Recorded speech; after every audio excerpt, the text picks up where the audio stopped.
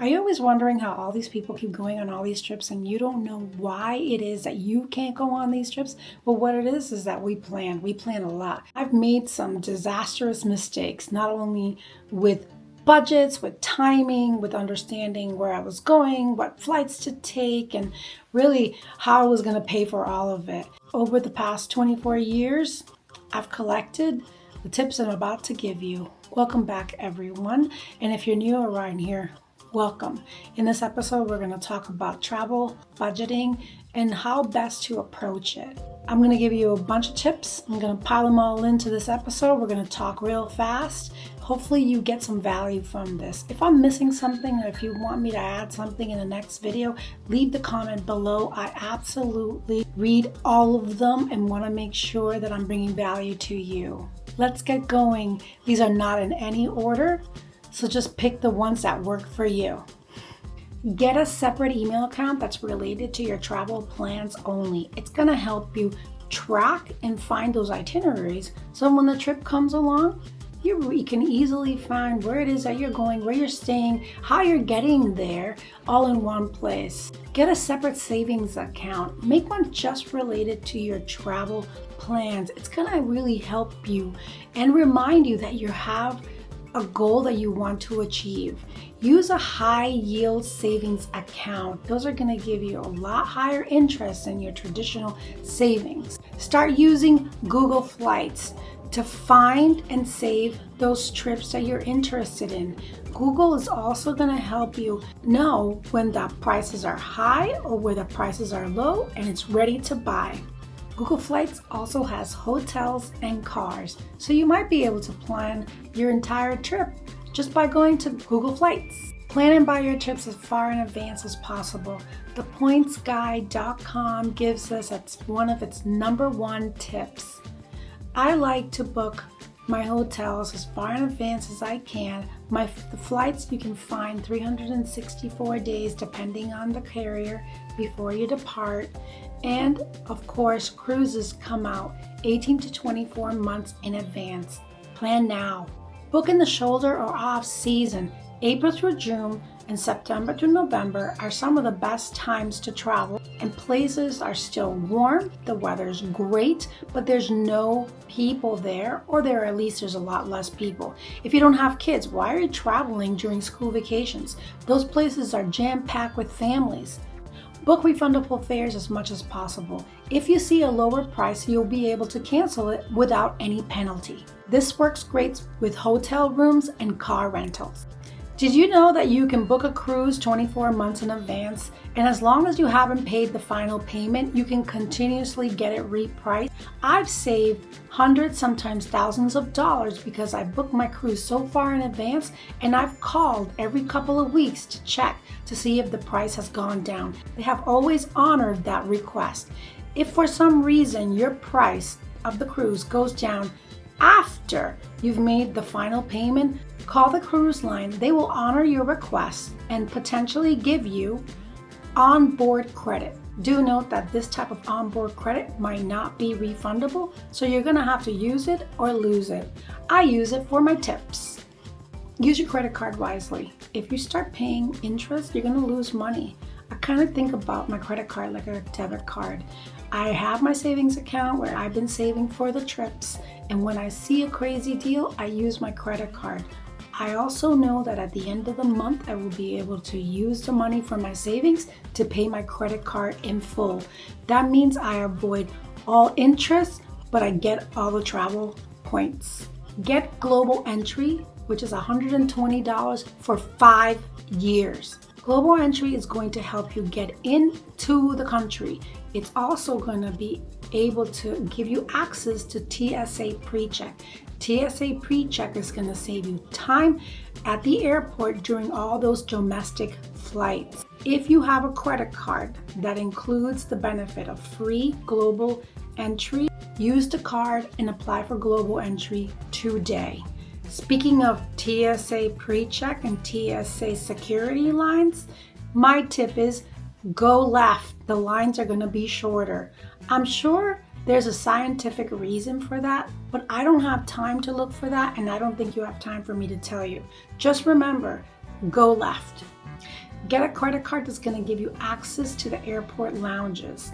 I use the Chase Reserve. I'll leave a link below. Click on it, get some additional travel points.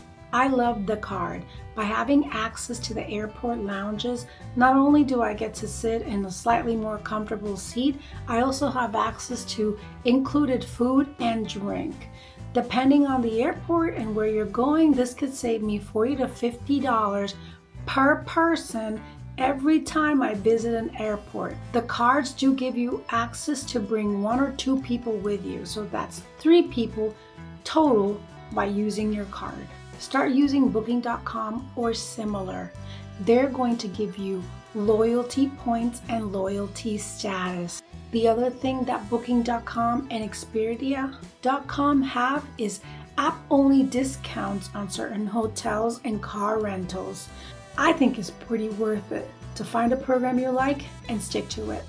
Stop using Airbnb and VRBO for trips shorter than 4 days. The cleaning and service fees are ridiculous. If you're looking at long-term travel to one location and are interested in getting a house, maybe house sitting is an option for you. There's a site called Trusted House Sitters. You pay a small fee and you have access to a lot of homes around the world. Maybe this is something that you can consider because you can stay in a house for a month or more at no cost to you. Just remember that a lot of these houses come with plants and pets that you have to take care of. So if that's not your style, then maybe house sitting is not for you. Make sure that you're booking hotels and car rentals that have free cancellation. That's going to be important. If something happens, you're going to be able to get all your money back. The other thing that you can do, if you see a price that's lower, you can book the lower price and cancel your existing reservation without a penalty. If you have a credit card that includes travel insurance or car rental insurance, then skip that third-party insurance that company's trying to offer you. If you do want to get travel insurance that's beyond something that your credit card is going to offer, then make sure you make the option to select the one that you want. I personally use Alliance and I get the yearly plan. I do that because I travel to a lot of locations and I want to make sure I am covered. Be sure to book round-trip flights. 90% of the time they're going to be cheaper. There's an option that I like to use, which is the multi-city. That means you can choose where your layover is going to be, and your layover can be 2 or 3 days and you have time to explore that city before you do your final destination. It's kind of a cool way to get an extra city on that trip. I prefer to book my flights directly through the airline. It's going to make it easier if you miss your flight or if you have a flight cancellation. The only exception is if the same price is available through your credit card platform, but the credit card platform is offering you 10 points, I go for the points and hope for the best. Use Airlo or a similar eSIM company. It's going to be a lot easier than you having to remove that tiny little eSIM from your phone every single time you arrive in a new country. Not all phones are capable of accepting eSIMs. Your phone must be unlocked, so please call your carrier before you decide to get an eSIM.